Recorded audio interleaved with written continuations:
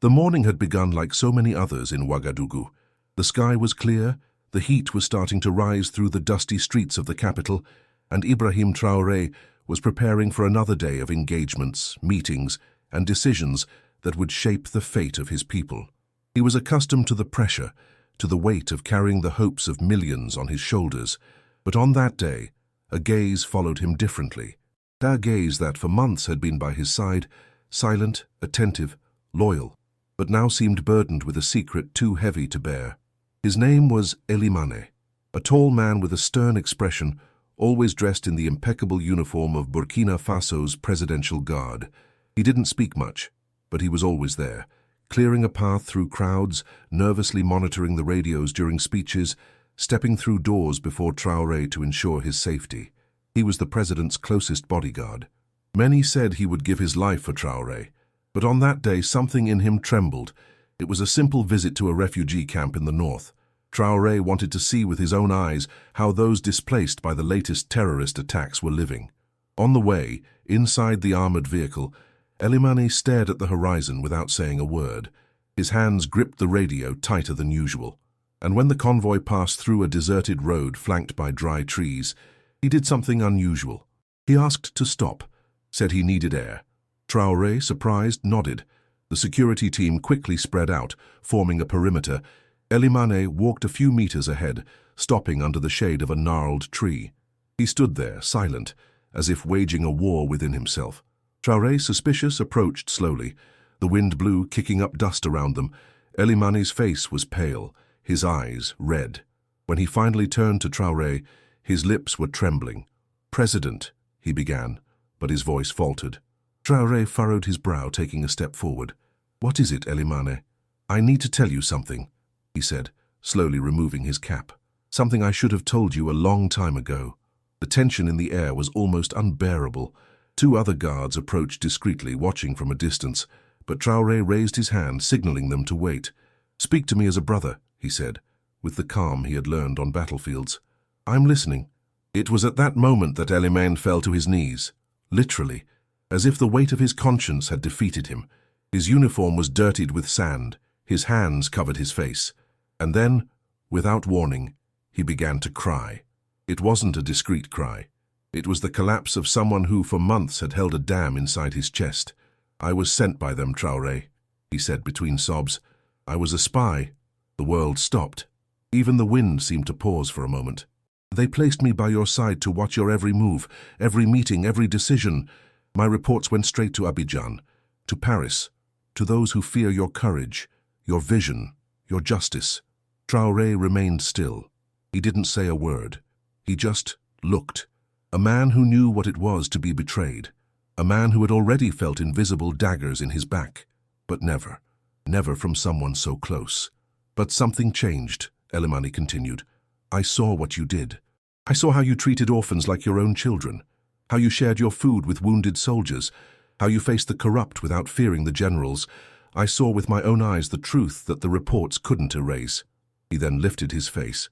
It was covered in tears, but there was a spark there, a mix of regret and freedom. "I couldn't go on, sir. I stopped sending the reports. They threatened my family. They said they'd kill me. But even so, I couldn't betray you." At that moment, a profound silence enveloped the place. Traoré took a deep breath. His eyes weren't filled with fury, but they weren't filled with immediate compassion either. He carried within him a history that taught him that forgiveness is holy, but justice is necessary. "Why are you telling me this now?" Traoré asked, his voice deep. "Because I can't live with it anymore. And because—" He choked again. "If something happens to you, I'd never forgive myself. I swore to protect you. And now I understand what that oath really means. It's not just defending with weapons, it's defending with truth." Traoré then approached. His steps stirred the dry dust. When he stopped in front of Elimane, everyone held their breath. Some expected an order for arrest, others a quiet dismissal. But what happened, no one could have predicted. Traoré extended his hand. Elimane looked confused. "Get up," said the president. "But, sir—" "Get up, Elimane. Your fall has already happened. Now it's time to rise." With trembling hands, Elimane accepted the help. He stood, still crying, still humiliated, but standing, before the man he should have betrayed, but who had saved him. Traoré looked into his eyes. There was firmness, but also humanity. "If you're sincere," he said, "and if you're willing to fix what you broke, then there's a place for you among those who fight for the truth.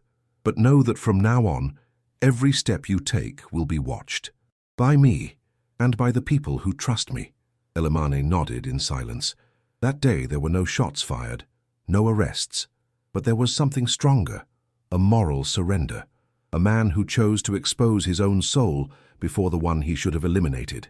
A president who chose not to humiliate but to transform. The return to the palace was silent. Elimane sat in the front seat, his eyes fixed on the horizon, as if he still couldn't believe he was alive and forgiven. Traoré in the back didn't watch him with suspicion. He watched as one might look at a cracked vase trying to hold itself together in a storm.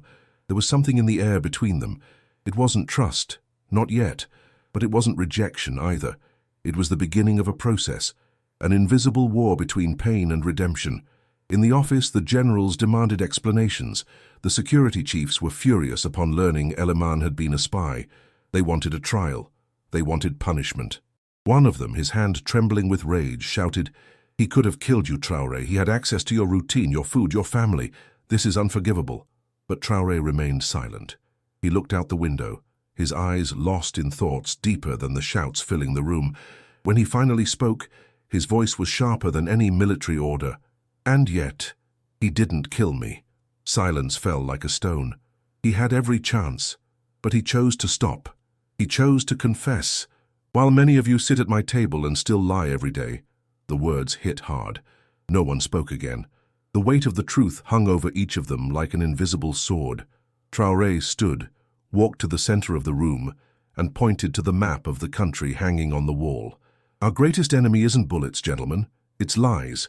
The lies they planted in us for decades. The lies that say Africans don't forgive, don't trust, don't heal." He then looked directly at one of the military chiefs. His betrayal was grave, but he had the courage to confess. How many of you would have the same courage? No one answered. In the days that followed, Elimane was temporarily removed from his duties, but he wasn't imprisoned. Instead, he was given a mission, to train young soldiers in the art of protecting with honor. And for that, he was sent to a base in the interior, far from the spotlight, far from the headlines. It was an exile disguised as a fresh start. In the village of Toma, where the military base blended into the silent mountains, Elimane arrived carrying the weight of 1,000 judgments on his back. The young soldiers didn't respect him at first. They whispered behind his back. Some called him Traoré's spy. But he didn't retaliate. He didn't shout. He just taught, every day, with discipline and humility. Until one day, during a field exercise, he saved the life of a recruit who slipped near the edge of a cliff. That's when they began to see him differently. Meanwhile, in Ouagadougou, Traoré faced his own abysses. Intelligence reports indicated that the foreign espionage network was still active, but now they were subtler, more infiltrated. They knew they could no longer touch Traoré with bullets. They needed to touch him with doubts. Rumors began to circulate, false accusations, doctored videos, planted headlines. He's weak, he's surrounded by traitors, he's sick. But Traoré wasn't shaken. He knew the hardest war was the war of narrative, and that's why 2 months later he did something unthinkable. He ordered Elimane's return to Ouagadougou. When he walked back into the palace, wearing the same uniform, but now with straighter shoulders, deeper eyes, and a more mature spirit, everyone stopped. It was as if they were seeing a ghost, or a miracle. Traoré received him on the eastern balcony, where he often meditated at sunrise. He was alone, sipping hibiscus tea. Seeing Elimane, he gestured for him to approach. "How's Toma?" he asked, without taking his eyes off the reddish sky. Quiet and full of boys thirsty for purpose. Traoré smiled. "And you? Are you ready?" Elimane took a deep breath. "More than ever. I need someone to protect me, not just with weapons, but with truth," Traoré said. "Someone who has fallen and knows the way back." That night, Traoré called a press conference. With lights pointed at the palace and reporters from across Africa present, he stepped up to the podium and shocked everyone by saying, "I want to introduce a man who betrayed, but also a man who repented, who confessed, who changed, and who, because of that, inspires me more than many who were never caught, but continue to betray in silence. And then he called Elimane to the stage. The silence was absolute. The man who for months carried the stigma of a spy now stood there, beside the one he should have destroyed, not as a symbol of weakness, but as a symbol of redemption. This is Elimane, my bodyguard, my brother in battle, and living proof that forgiveness is possible when there is truth. Some applauded, others murmured, but no one left that place without feeling that something had changed. In the weeks that followed, the story went viral. Memes, videos, songs. Children imitated Elimane in the streets. Mothers told his story as a parable to teach about repentance, and a group of youths in the north, inspired by his journey, created a cooperative called Second Chance to reintegrate former fighters. But not everyone was happy. In the shadows of international politics, operation chiefs and manipulators gritted their teeth. They had lost control over what seemed to be a pawn. Now, Elimane was a symbol. And symbols are dangerous to those who profit from chaos. That's when a plan emerged. And this time it wasn't to manipulate Elimane. It was to eliminate him. The night before the attack, Elimane dreamed of his mother. She called him from the gate of their home, as she did when he was a boy. She told him not to forget who he was. He woke with a wet face, a heavy heart, as if he sensed something was already stirring in the spiritual realm. The next morning he would accompany Traoré on a delicate visit to a decommissioned mineral extraction site, now set to be transformed into a school for war orphans. It was a symbolic, powerful gesture, a public declaration that the country would choose books over mines, children over weapons. But it was also the perfect moment for those who wanted to silence the truth with gunpowder. The plan was simple, a controlled explosion, hidden under the platform where Traoré would speak. But something went wrong for the conspirators. Elimane, inspecting the site in the early hours, noticed wires out of place, slightly buried in loose sand. His instincts kicked in. He followed the wires to a metal box disguised under concrete debris, and there he saw the device. It was real, it was lethal, and it was meant for Traoré. He didn't have time to call for backup. Any hesitation could cost dozens of lives. So he made a decision: disarm it alone. He recalled old training, the steady hand of his father teaching him to dismantle traps in the forests when they hunted. He sweated, he trembled, but he didn't back down. The moment he cut the wrong wire, there was a click. The system didn't explode, but it triggered a countdown. 30 seconds, that's when he shouted, and all the soldiers around him ran. Traoré, already in the armored vehicle, rushed out to see what was happening. When he arrived, he saw Elimane holding the cables with his hands, kneeling, sweating as if waging a war against death. "Run!" he shouted. "I can't hold it much longer." Traoré didn't move. Their eyes met, and in that moment, Traoré saw again the same man from the road, knees in the dirt, tears in his eyes, but now with his hands literally holding death at bay. "No!" Traoré shouted. "You're not dying like this!" He ran to Elimane, held the cable with him. 2 soldiers joined. In seconds they cut the right wire. Silence. The system shut down. Time stopped. Elimane collapsed backward, exhausted. And in that moment, the entire country knelt spiritually around him. The image went viral. 2 men, side by side, covered in dust, eyes closed, alive, by seconds. That night, there was a quiet ceremony in the palace. No journalists, no speeches, just a dinner between 2 brothers who had once been enemies. "You knew you could die," Traoré said. "I knew that if I did nothing, someone would die, and this time it wouldn't be you." Traoré looked at him with teary eyes. "You've changed. I had to lose myself a lot, to figure out what's truly worth finding," Elimane replied, his voice steady. The following week, Ibrahim Traoré created a new national decoration, the Medal of Reconciliation, awarded to those who erred, but chose to redeem themselves. The first recipient? Elimane. And when he took the stage to receive it, he wore no uniform, just simple clothes, steady eyes, and beside him stood the soldiers he had trained, the young men from the Toma base, now officers, shouting his name as if he were a war hero, and he was.